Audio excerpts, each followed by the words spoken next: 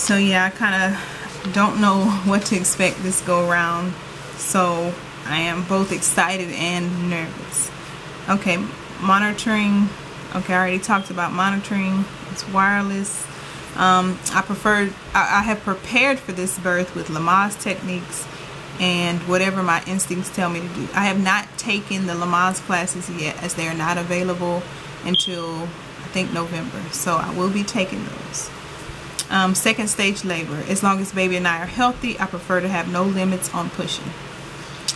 I would like to be encouraged to try the following different positions for labor: squatting, sitting on the toilet, lying sideways, on hands and knees, standing upright, and whatever feels right at the time. So I keep having this vision of myself rolling around on my birth ball and coercing the baby to come out and begging the baby to just slip between my pelvic bone and come out. So I don't know if that's how it's gonna go, or if I'm gonna even want to do that, but that's in my head.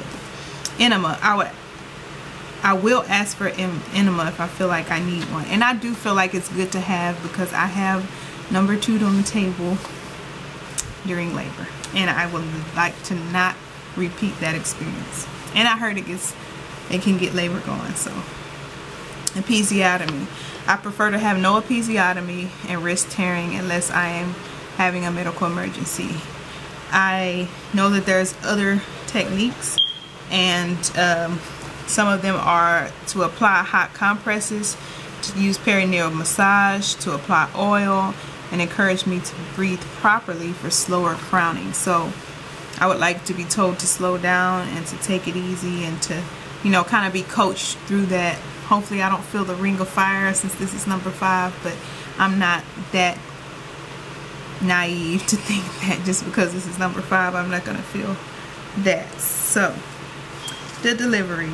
I would like to use the a mirror during birth. I guess the big mirror that they pull down from the ceiling so you can see the baby coming out. And I would like to touch my baby's head as it crowns.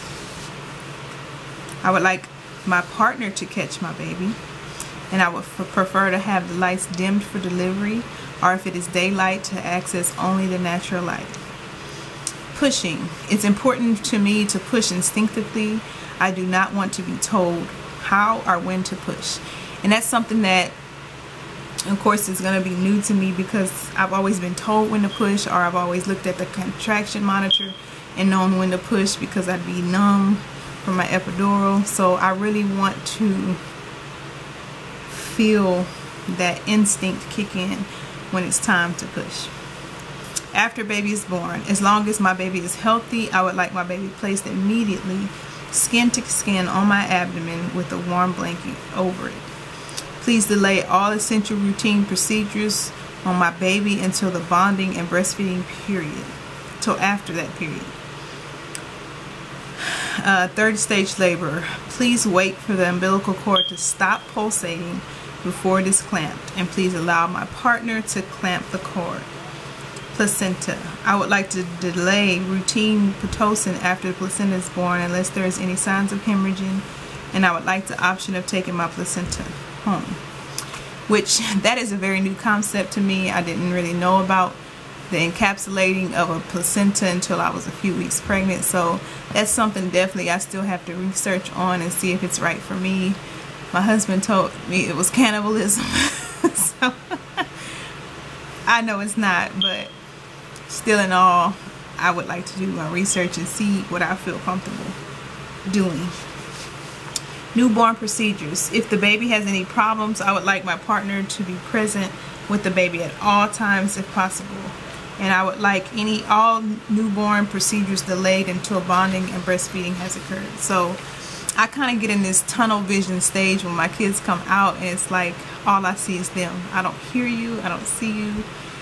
All I'm doing is like just taking in my baby and, you know, bonding and smiling and kissing and all that stuff on my baby. So I hate it with a passion when they take the baby away from you. You know, I could see after a little while, but at first I want to make sure everything is gravy. So I would like vitamin K drops put in my baby's eyes after delivery. I mean, not vitamin K drops, sorry, eye drops. And vitamin K, I would like that delayed until an hour after birth, after breastfeeding and bonding. And I would like immunizations postponed, and I do not plan to immunize. That's a whole new video, but no. So, and I would like them to bathe the baby after we have had time to bond. If the baby is a boy, I will not circumcise. That's another video as well. Feeding, my baby is to be exclusively breastfed. And I have do not offer the baby the following without my consent. And I only put formula under that category, which I'm going to for sure change that, because anything that they give your baby in a bottle can cause nipple confusion, to where the baby becomes used to that nipple and will not take your nipple, your breast, to your breast. And that is one of the things that I've seen with those around me who have tried to breastfeed, who have encouraged to breastfeed. When they pump and the baby gets used to that nipple, the baby has a hard time responding to the mother's nipple.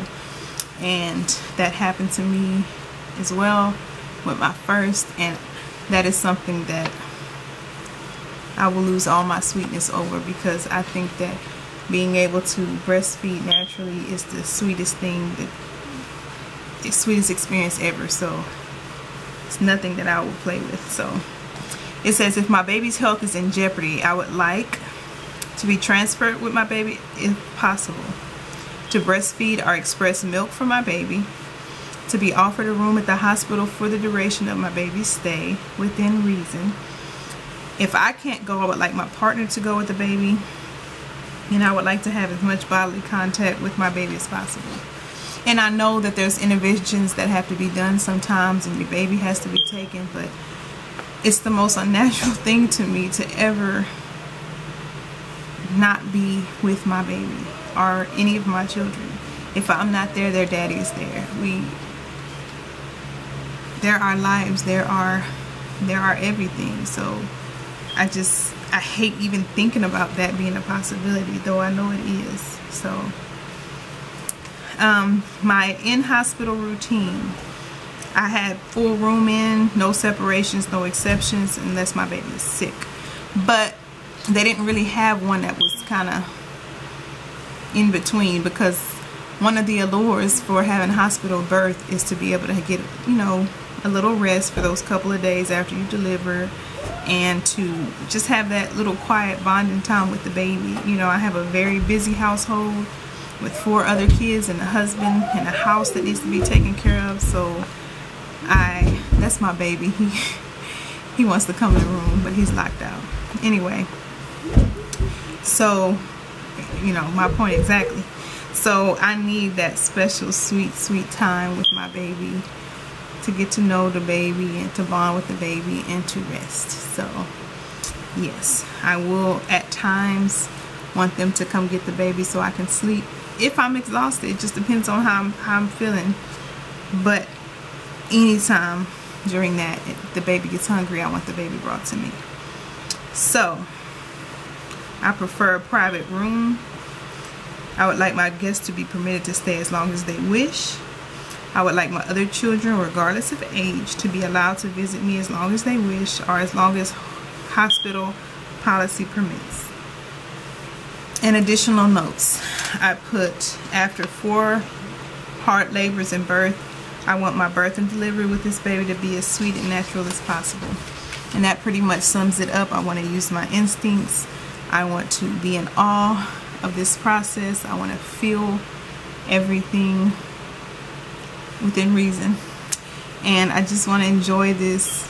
And, you know, if this is my last baby, I want it to be an experience that I can embrace and advise others about and things of that nature. So yeah, thanks for listening. I hope this video is shorter than those other ones, and I'll talk to y'all soon.